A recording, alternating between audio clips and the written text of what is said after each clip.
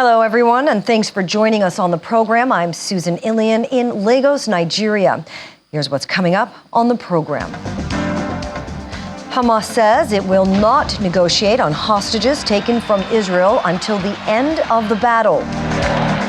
Residents of the Israeli city of Tel Aviv says it is difficult to express their sadness and shock following Hamas's surprise attack. Plus, Liberians vote head to the polls to decide President George Weah's bid for a second 6-year term. And a warm welcome to our viewers here in Nigeria and around the world. We begin with the latest from the Israel-Hamas war. We are understanding Hamas says it will not negotiate on the hostages taken from Israel until it says the end of the battle. The death toll in the Gaza Strip has risen, with authorities reporting at least 750 people dead due to Israeli strikes since Sunday. Those on the ground say most of the strikes came without warning, and there is the scene of devastation and a lot of confusion as the attacks continue. In the meantime, the Israeli military says Hamas has threatened to attack the Israeli city of Ashkelon in response to Israel's attacks on Gaza. In a post on Telegram, Hamas said the residents of the city just to the north of the Gaza Strip have until 5 p.m. local time to leave.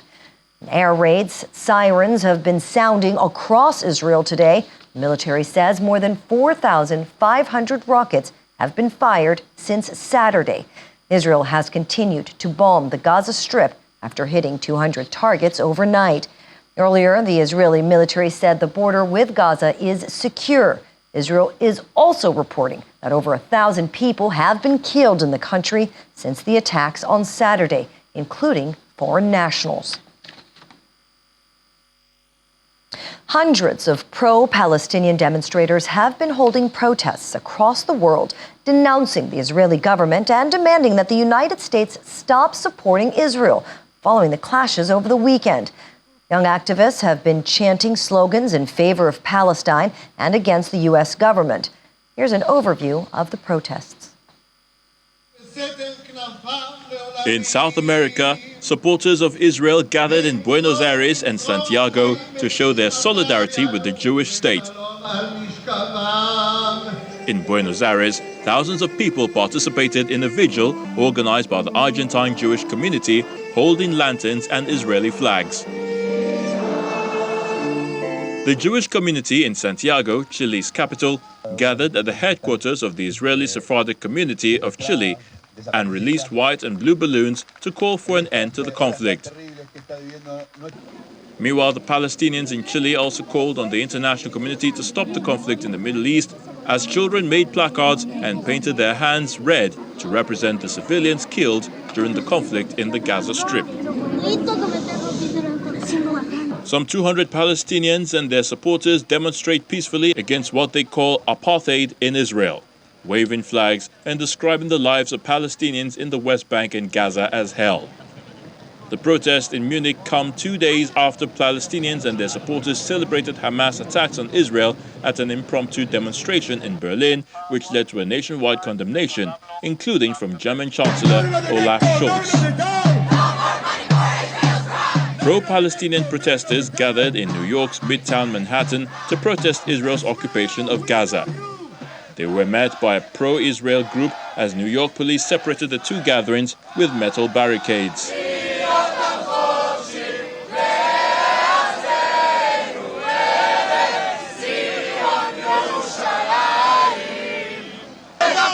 Are you interested in hearing the truth? Are you interested in talking about the subjugation and the oppression of the Jewish people in Arab countries? 850,000 to 1 million Jews were made refugees.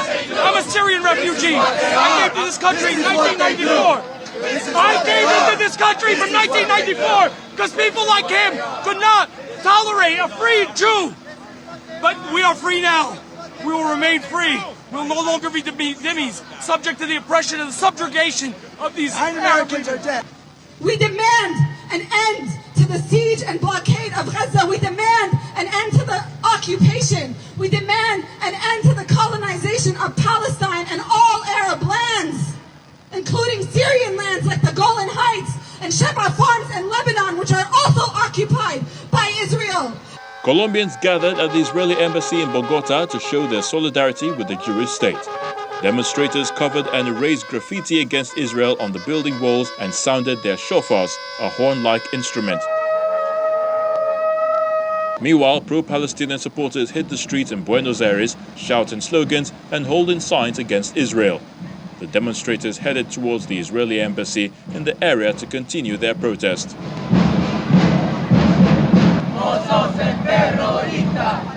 Londoners gathered on Downing Street to show their support for Israel, with demonstrators holding signs reading, "I stand with Israel," and 7th October 2023, the day the most Jews have been killed since the Holocaust. Today we saw the true face of the Free Palestine movement.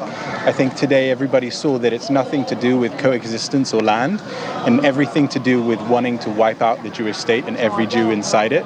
I think everybody has seen why we have a border fence now, why we need soldiers, and why we don't have peace. And it's nothing to do with land, it's nothing to do with this proportion of land or that proportion of land, or access to holy sites, all of which we have offered to the Palestinians 5 times already. It's not a war over land, it's a war over religion and religious supremacy, and one side not willing to compromise. Still in London, hundreds of protesters gathered to show solidarity with the Palestinian people as Israel went on war footing following an unprecedented attack by Hamas. Waving Palestinian flags and chanting slogans such as, "We will not be silenced," protesters said the people of Palestine are the ones paying the highest price for a conflict that has been ongoing for decades. Of everything I've been seeing on the news, there seems to be a lot of misinformation about the actual events and who the real victims are here. It's a well-known fact that Gaza is under a blockade and has been for over 15 years. As you can see, there are a lot of people that agree that though there are atrocities being committed on both sides, it is ultimately the Palestinians that pay the highest price every time. The international community is very quick to support Israel and to make the Palestinians the enemy. But in truth, the Palestinians have been suffering far longer. And what we need is the international community to call out the illegal settlements. In France, thousands marched in Paris. Israel will win and free the hostages, and gathered on Trocadero Square with the French capital's Eiffel Tower. Late Monday, the UN Secretary General Antonio Guterres said he was deeply distressed by Israel's decision to initiate a complete siege on the Gaza Strip following the attacks on Saturday. He described the situation in Gaza as extremely dire, even before the surprise assault by the militant group, adding that it will only deteriorate exponentially. While noting that medical equipment, food, and other humanitarian supplies and personnel are needed, Mr. Guterres said relief and entry of essential supplies into the area must be facilitated. Let me begin by repeating my utter condemnation of the abhorrent attacks by Hamas and others against Israeli towns and villages in the Gaza periphery, which have left over 800 Israelis dead and more than 2,500 injured. Sadly, these numbers are expected to rise as the attacks are ongoing and many remain unaccounted for. In addition, over 100, possibly more, Israelis, civilians and military have been reported captured by armed groups, including women, children and the elderly. Some are being held hostage inside Israel, and many others have been taken inside the Gaza Strip. Meanwhile, Hamas and Palestinian Islamic Jihad have launched thousands of indiscriminate rockets that have reached central Israel, including Tel Aviv and Jerusalem. I recognize the legitimate grievances of the Palestinian people, but nothing can justify these acts of terror and the killing, maiming, and abduction of civilians. I reiterate my call to immediately cease these attacks and release all hostages. In the face of these unprecedented attacks, Israeli airstrikes have pounded Gaza. I'm deeply alarmed by reports of over 500 Palestinians, including women and children, killed in Gaza and over 3,000 injured. Unfortunately, these numbers are rising by the minute as Israeli operations continue. While I recognize Israel's legitimate security concerns, I also remind Israel that military operations must be conducted in strict accordance with international humanitarian law. Civilians must be respected and protected at all times. Civilian infrastructure must never be a target. And we already have reports of Israeli missiles striking health facilities inside Gaza, as well as multi-storied residential towers and a mosque. 2 UNRWA schools sheltering displaced families in Gaza were also hit. Some 137,000 people are currently sheltering in UNRWA facilities, with the number increasing as heavy shelling and airstrikes continue. Meanwhile, the UN Humanitarian Office says nearly 200,000 people, or nearly a tenth of the population, have fled their homes in Gaza since the start of hostilities and is poised for shortages of water and electricity due to the blockade. The humanitarian agency reiterates that sieges that deprive civilians of essential resources for survival is prohibited under international humanitarian law. According to the World Health Organization spokesperson Tarek Jazarevic, 13 attacks on health facilities in Gaza have been confirmed by its monitoring service since hostilities began, but he gave no details. He says they are working on creating a humanitarian corridor for the Gaza Strip, but that stores of medical supplies have already run out. We remain extremely alarmed by these rapidly escalating events. As of last night, Israeli reports indicate that more than 900 Israelis, including foreign nationals, have been killed. At least 2,616 people have been injured, according to the Ministry of Health in Israel. Meanwhile, according to the Ministry of Health in Gaza, at least 687 Palestinians have been killed and 3,800 others injured. An additional 17 Palestinians, including 4 children, were killed and 295 were injured in the West Bank. Displacement has escalated dramatically across the Gaza Strip, reaching more than 187,500 since Saturday. Since Saturday, 4 schools and 8 healthcare facilities in Gaza have sustained damage. Destruction of infrastructure and streets has hindered the movement of civil defense and medical teams trying to reach victims. According to the Gaza Ministry of Public Works and Housing, 790 housing units have been destroyed and more than 5,300 have been severely damaged. On the 9th of October, Israeli authorities ordered a full siege of Gaza, shutting off electricity, water, food, and fuel supplies. This risks seriously compounding the already dire human rights and humanitarian situation in Gaza, including the capacity of medical facilities to operate, especially in light of increasing number of injured people. The imposition of sieges that endanger the lives of civilians by depriving them of goods essential for their survival is prohibited under international humanitarian law.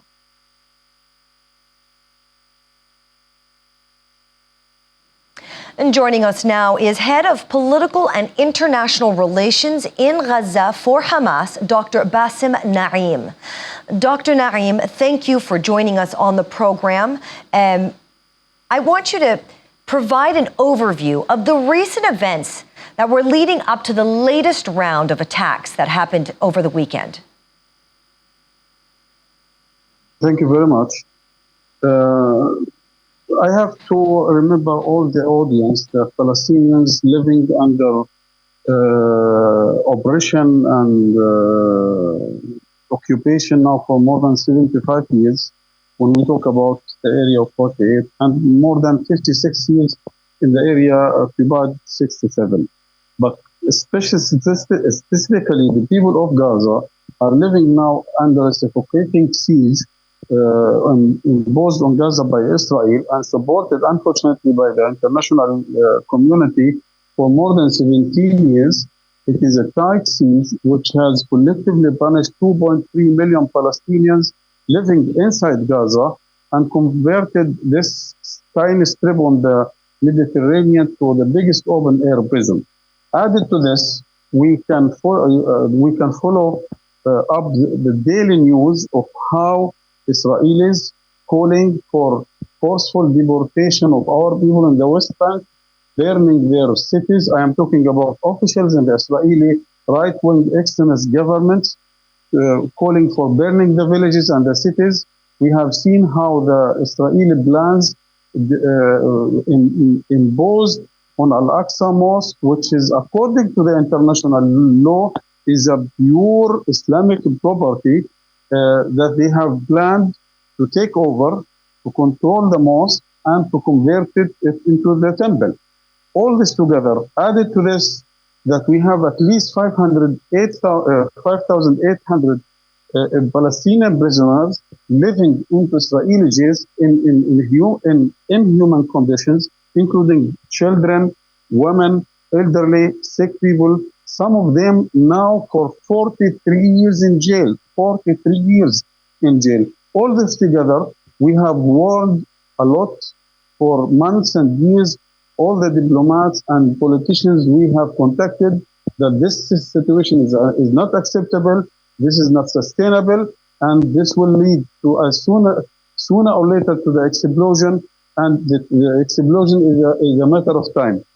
Therefore, Gazans, based on their right as occupied people, they have the right to defend themselves by all available means, according to the international law, to knock the doors of this open-air prison, which is the Gaza Strip, and to raise their voices against the operation, against the occupation, against the sea.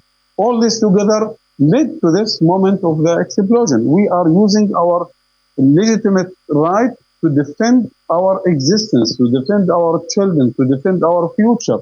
Otherwise, we have only one of two choices, either to die by a rocket or a bullet, or to die by malnutrition, hunger, poverty, and sickness. This is the situation in the area, and in particular in the Gaza Strip. Dr. Naim, can you tell us what role do you see the international community playing in facilitating a peaceful process? Unfortunately, the international community along this conflict for 75 years, they have always taken a biased position in favor of the aggressor or in favor of the criminal against the victims who are the Palestinians. We have since 1948, for example, the partition plan to divide the area between Palestinians and Israelis, and Israel recognized as a state, as a member state, full member state in the United Nations, as long as there is another state, which is the Palestinian state, and Palestinians who were forcefully expelled from their homes to return back to their homes. These two conditions has been not fulfilled, and the international community kept most of the time silence, or as we see today we are hearing condemnation everywhere, including by the Secretary General of the UN, blaming and condemning the victims that they have used their right. Why is it legitimate for the people in Ukraine to get all this money, all these weapons, all this support, only because it is considered as a Russian occupation? We have, by definition, according to the international law, here an occupied people, occupied territories, but we don't have the right to defend ourselves.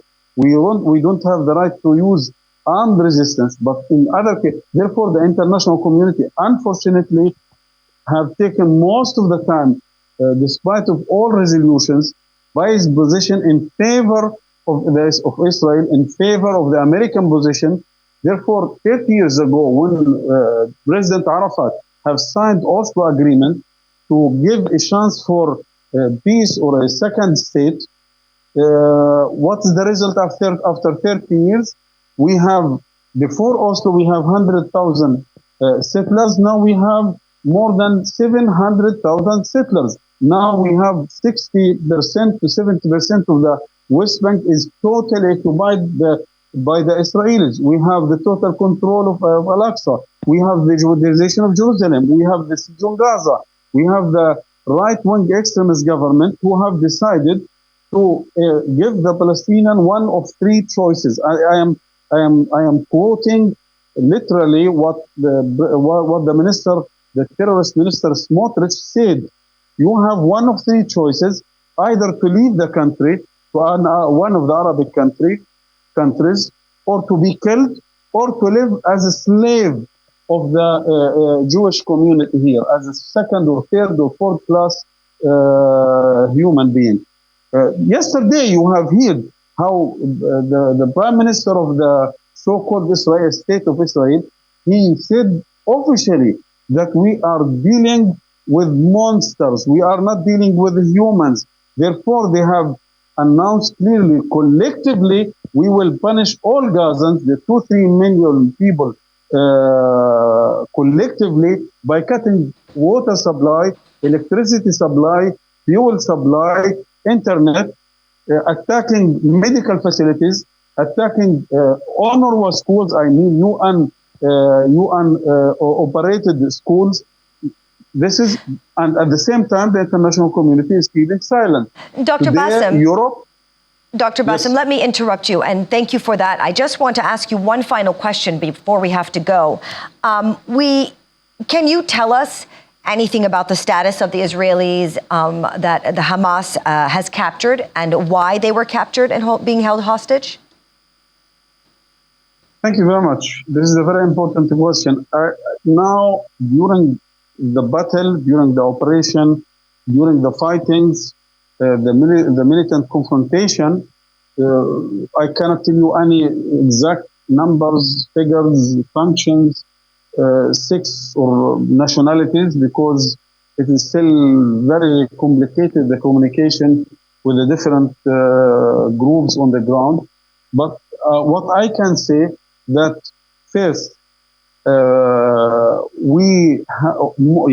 can at least say that most of these people who are around Gaza Strip are located in military bases. They are not simple civilians. They are located in military bases, working hand by hand. I mean, official soldiers and others. For example, a lady who is operating a computer to kill Palestinians via artificial intelligence. You cannot simply talk about civilians. This is one. Second, I am sure there will be a way sooner or later, in 1 week, 2 weeks, 3 weeks, to talk about some details, how to exchange these captured people, because we have also hundreds of women, children, elderly, minors. By the way, we have thousands of children and minors living under house arrest in their houses and denied the right to go to school. We have hundreds of children killed this year on Israeli checkpoints. I am very surprised that the international community is looking only of the Jewish children or white children, but our children have no right to live like all other children. I'm sure we have our moral values as Muslims, how to deal with captured or prisoners or war prisoners, to deal with them with all very highly moral values. We have a lot of experience in this case, and we will be sure much or offering a much better example than what the Israelis do with our captured people, because last month the Israeli security minister Ben Gvir have called to kill and to execute all Palestinian prisoners. Dr. Basim, thank you very much for that information. And Please. We really thank you for joining us. Appreciate it. Please, thank you very much. That was Dr. Basim, head of political and international relations in Gaza for Hamas. And while the war rages between Israel and Hamas militants, Saudi Arabia's Crown Prince Mohammed bin Salman on Monday held phone conversations with Palestinian President Mahmoud Abbas, asking Abdullah II of Jordan and Egyptian President Abdel Fattah al-Sisi to discuss the Israeli-Palestinian conflict. MBS expressed deep concern over the worsening conditions in Gaza, which he said pose a significant threat to both civilians and the overall security and stability of the region. The leaders emphasized the importance of adhering to international humanitarian law and avoiding the targeting of civilians. MBS reiterated the kingdom's unwavering commitment to supporting the Palestinian people in their pursuit of legitimate rights, a dignified life, and the achievement of a just and lasting peace. Adding his voice to peace calls is the Turkish President Tayyip Erdogan, who has called on Israel to stop bombing Palestinian lands and for Palestine to stop harassing Israeli civilian settlements. During a press conference after a cabinet meeting, President Erdogan said Turkey is ready to mediate between Israelis and Palestinians on all areas, including prisoner swaps, if the sides request it. He says he has also spoken to the Palestinian leader, Mahmoud Abbas, and Israeli President Isaac Herzog, and expressed sadness over the deaths of civilians. He warned against steps that would escalate tensions further, adding that Ankara would intensify diplomatic efforts to stop the fighting. Coming up after the break, Israeli reservists come from all over the world to defend their country against Hamas attacks. Stay with us.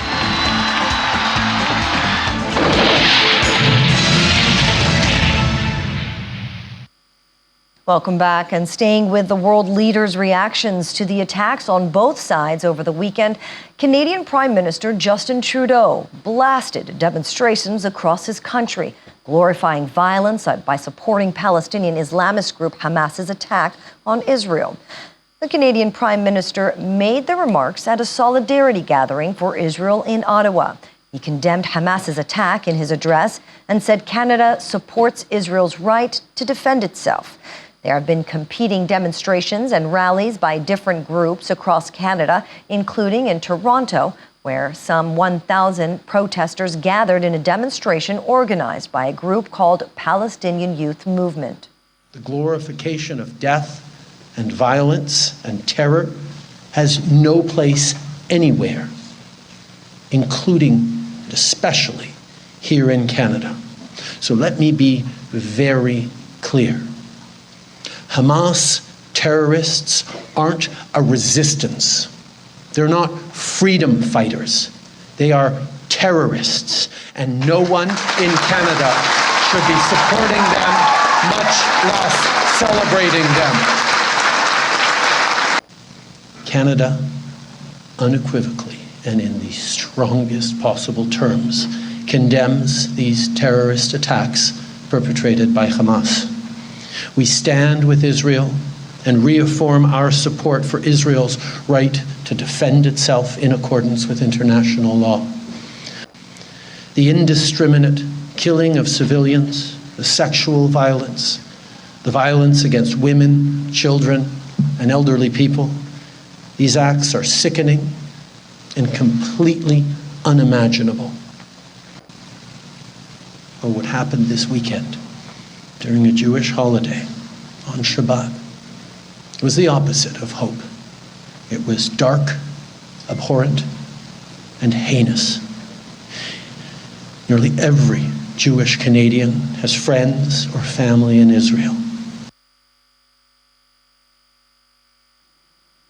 Venezuelan President Nicolas Maduro, on his part, voiced his support for Palestinian President Mahmoud Abbas and called for a ceasefire in the Middle East.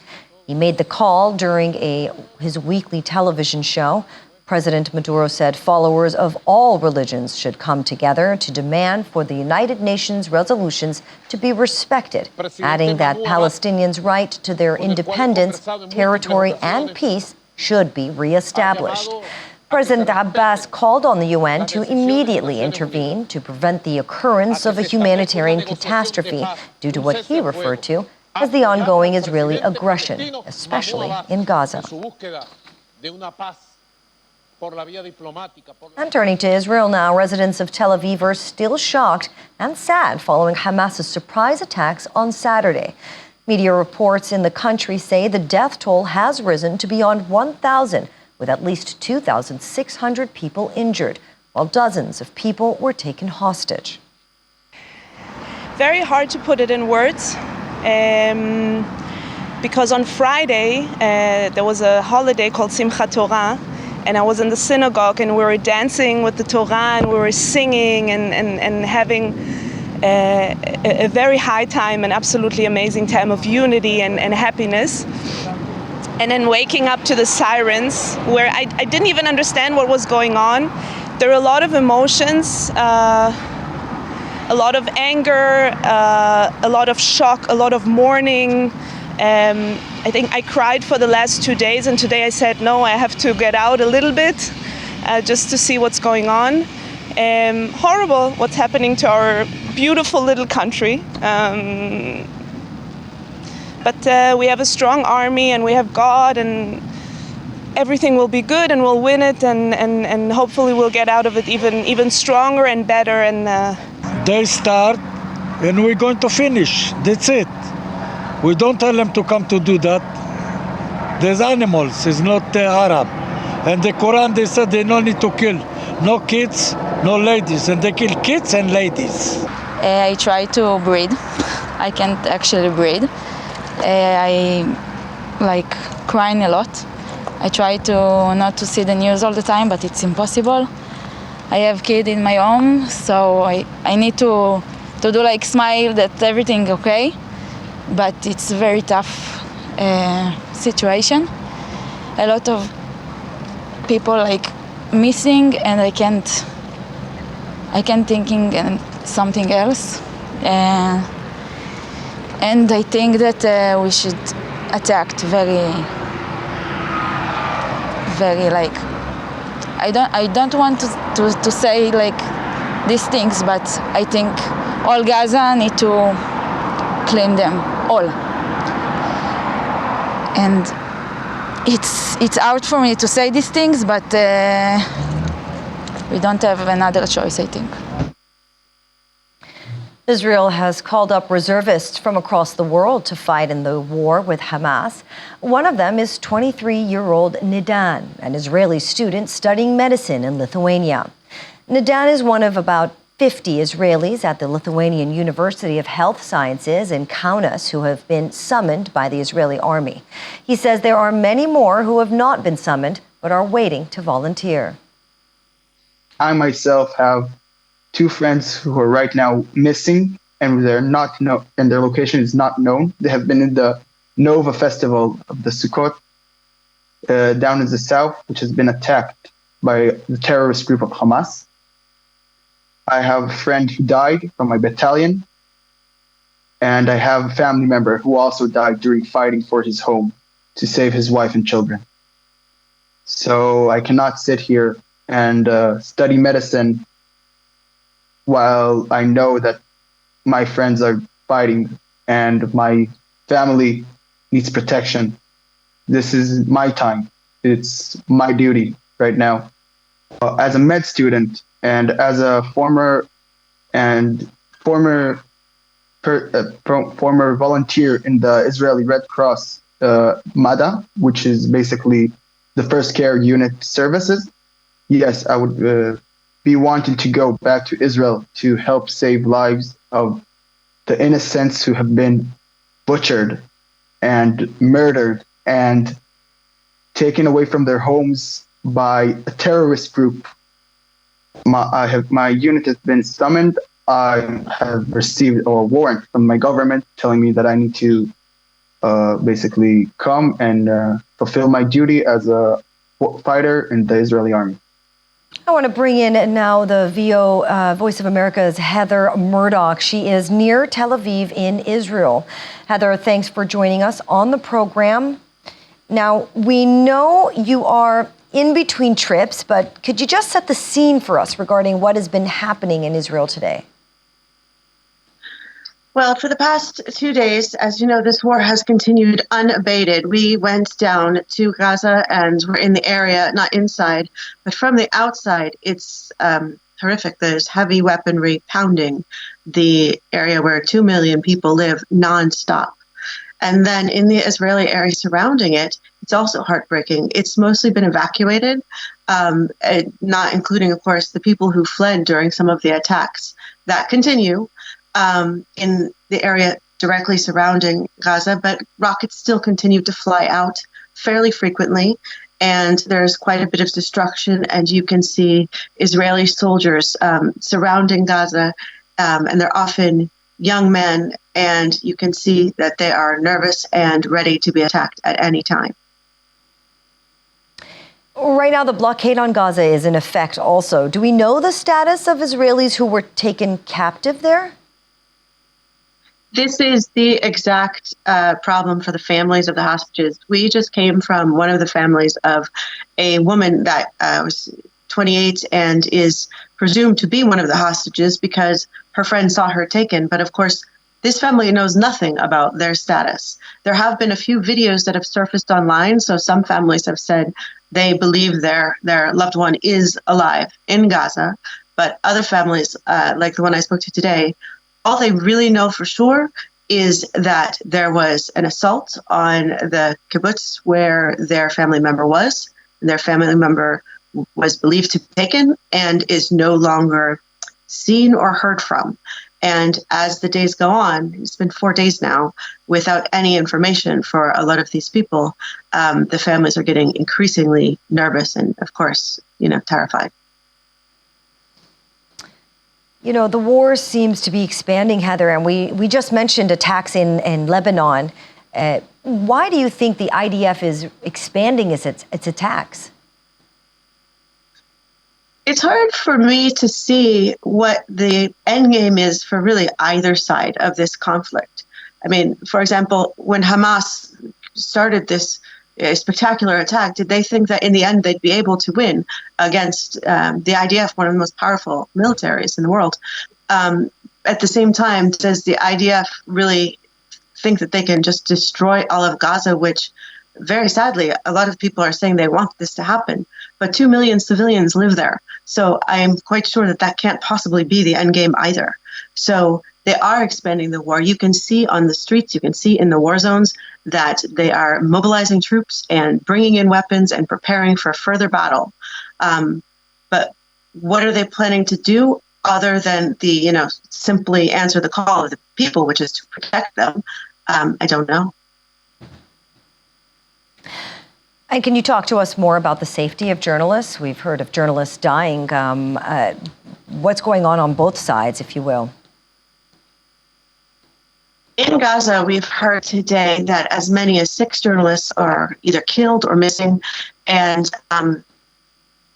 there's various reports of what happened. Really sad report was of a reporter who heard his building was going to be bombed because Israel often warns citizens about bombs. Way. But then the bomb nearly missed nearly and hit him and his colleague who thought they were a safe distance away. Other journalists have reportedly been shot in Gaza, and international reporters groups have asked both sides to respect press freedom. However, in Gaza, it's really hard to understand how journalists could possibly even be safe. I mean, if people say they must be underground or far, as far as one can be in such a small area, it's only 365 square kilometers away from the actual attacks. But for journalists to report on the attacks and to report on the destruction, they need to get close, and it's almost nonstop. All right. Thank you very much, Heather. Appreciate it. Stay safe out there. Staying in Israel, explosions and gunfire rang out today as Israeli military continued their search for civilian victims and Palestinian militants in the aftermath of the Kfar Aza kibbutz attack. Hamas militants infiltrated Israel from their Gaza Strip enclave and went on a rampage, killing hundreds of Israelis and taking dozens hostage in places like Kfar Aza near Sderot. Israeli Defense Forces took the foreign press on a tour of the area, one of the hardest hit kibbutz in the Hamas onslaught. Hamas armed wing spokesman Abu Ubaida told residents of Israel's port of Ashkelon to leave the area by 5 p.m. Tuesday, without giving any further detail. Most of them were students with small families, 2 children, 1 children, or students. Average ages are between 18 to 25. And this neighborhood was brutally attacked and slaughtered. RPG were shot. They burned everything and make sure that no one gets out of here alive. And you can see the brutality and see for yourself. It doesn't over yet. We don't know sure that we clean all the area, and we expect and prepare ourselves to the next battle.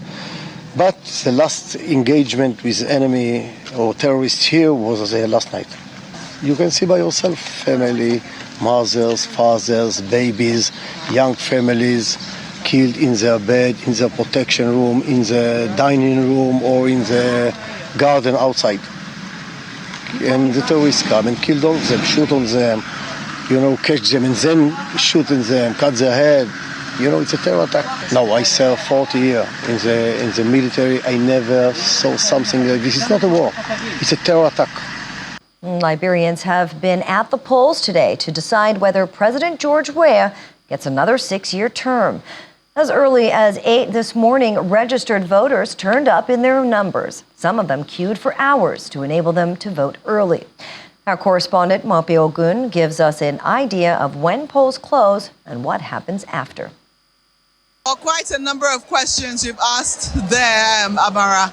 First, the polls are expected to close today at 6 p.m., but the NEC says that anybody who is still on the line by 6 p.m., but was there before 6 p.m., will be allowed to vote. Thereafter, the votes will be counted today. They will be counted today, but they will not be tallied today. Collation of the votes will start happening tomorrow. But in all of the polling centers today where voting has taken place, the vote of each polling place, that's what it's called here in Liberia, will be counted. And then collation will happen tomorrow.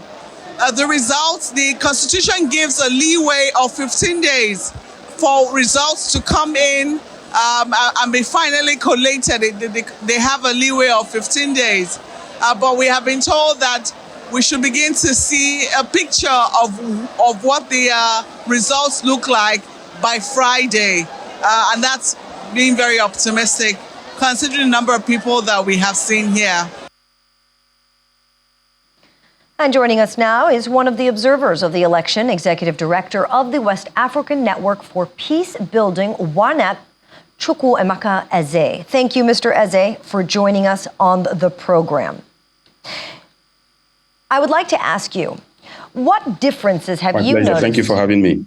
Thank you. What differences have you noticed, Mr. Eze, in this election that were probably not there last time? I think it's a very different context. First of all, is that you have a situation where the incumbent is contesting. In the last election, the incumbent did not contest. This is also the first time that the Liberian people is managing their election almost 100% since the exit of the UN mission in Liberia, UNMIL. I think also the enthusiasm among the citizens to vote this time around is very high, and the context is a close one. And I think so the dynamics are different, the economic situation is different, the political situation is different, and so on and so forth. So it's a different context altogether. Well, we also understand that the polls will be counted from tomorrow, and the first results will be announced by Friday. What have you observed as per adherence to election rules in Liberia? Well, I think this is going to be a close election. There is a likelihood of a second round. I don't think that counting will start tomorrow. It is going to start today. Well, the difference is that the tallying will not be done today, according to the electoral laws.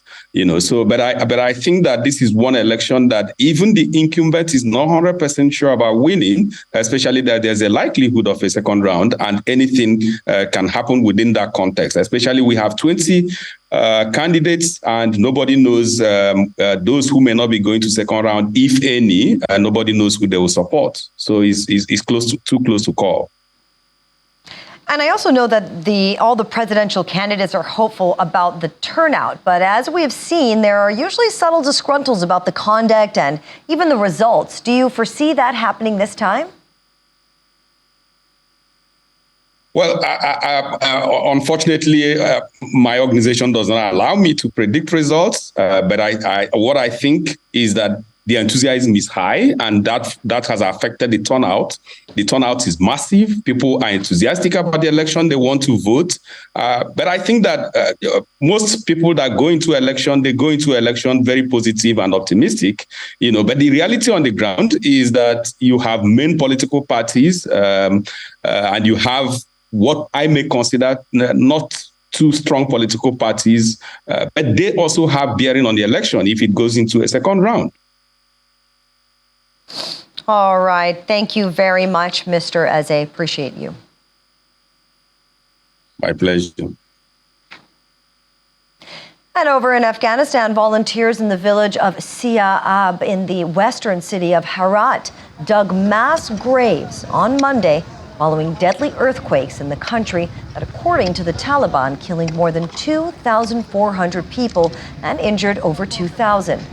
Saturday's quakes were among the world's deadliest in a year, when tremors in Turkey and Syria killed an estimated 50,000 in February. One grave-digging volunteer, Abdul Sattar, urged the international community to provide humanitarian and financial aid to the affected. Women and children make up 2/3 of the victims of the recent earthquakes in Afghanistan, who were hospitalized with severe injuries, according to the head of the World Organization's emergency response in the country. And Taiwan is seeking peaceful coexistence with China, with free and unrestricted interaction between people on both sides. President Tsai Ing-wen today offered another olive branch to Beijing in her last National Day speech. Speaking in front of the presidential office, Tsai said the strength of international support for Taiwan had reached an unprecedented height. Tsai said it was her duty to safeguard Taiwan's foreign sovereignty and its democratic way of life, seeking free, unrestricted, and unburdened interactions between Taiwan and China's people. Democratic Taiwan, claimed by China as its own territory, has come under increasing military and political pressure from Beijing, including 2 major sets of Chinese war games near the island since August of last year. Staying with China, law enforcement officers fatally shot the driver of a vehicle that plowed through the consulate in San Francisco and into the lobby of the building's visa office. Official details of the incident were sketchy, and police said the identity of the motorist and what precipitated the crash were not yet known. There was no mention of anyone else being injured in the incident. Chinese diplomatic post in San Francisco itself issued a separate statement saying an unidentified person drove violently into the document hall of the consulate, posing a serious threat to the safety of the staff and people at the scene, and causing serious damage to the facilities and property of the consulate. San Francisco police officers from Northern Station had responded to the area of Geary and Laguna on a report of a vehicle which had crashed into a building. When officers arrived here on scene, they found the vehicle had come to rest inside the lobby of the Chinese consulate. Officers entered, made contact with the suspect, and an officer-involved shooting occurred. Officers rendered aid, and they had summoned paramedics from the San Francisco Fire Department. And in spite of the life-saving efforts of the police officers, firefighter, paramedics, and personnel at the hospital, the suspect was later pronounced deceased at the hospital. We don't have any information about the suspect at this time. Of course, this is a unique investigation because it did happen inside the lobby of the Chinese consulate. So there's a number of agencies and jurisdictions that are involved. So this is far different than our normal officer-involved shooting, which really does unfortunately impact the amount of information that we can give to you at this time. This is an open and active investigation, and the San Francisco Police Department is currently working and coordinating with investigators from the U.S. State Department. There's very little information that we can give at this time, and we do ask that if anyone was a witness, if anyone has any video, we know there's some cell phone video that's already circulating out there, to please contact investigators. In response, China's foreign ministry has urged the U.S. to investigate the incident the previous day, which involved a car crashing into the Chinese consulate in San Francisco, before local police fatally shot at its driver. At a regular press briefing, Foreign Ministry spokesperson Wang Wenbing said an unidentified individual violently broke into the document hall of the Consulate General of China in San Francisco in an attempt to hurt people and staff on the scene. Wang added that the consulate and local police promptly dealt with the situation and that the rest of the situation is still under investigation. In the charming town of Perryville, nestled in the heart of Arkansas, where around 1,500 residents call home, an extraordinary phenomenon unfolds like clockwork every first Saturday in October. The Arkansas Goat Festival. What began as a humble gathering of 500 devoted goat aficionados has since burgeoned into a grandiose spectacle, attracting throngs of 8,000 to 10,000 festival goers. The Arkansas Goat Festival has a unique charm all on its own. It all began as a simple idea between friends who wanted to celebrate goats, just for the fun of it. But over the years, it has evolved into something much grander, capturing the hearts of not only locals, but also folks from far and wide. The festival offers a delightful array of goat-themed activities, from a lively goat parade to charming goat lingerie shows. There's something for everyone to enjoy. But it's not all just fun and games. The festival also aims to educate and inform. Workshops on goat care are an integral part of the event, ensuring that attendees leave not only entertained, but also well-informed about our horned, hooped friends. One of the festival's highlights is the adorable goat costume contest, where these gentle creatures strut their stuff alongside their proud owners.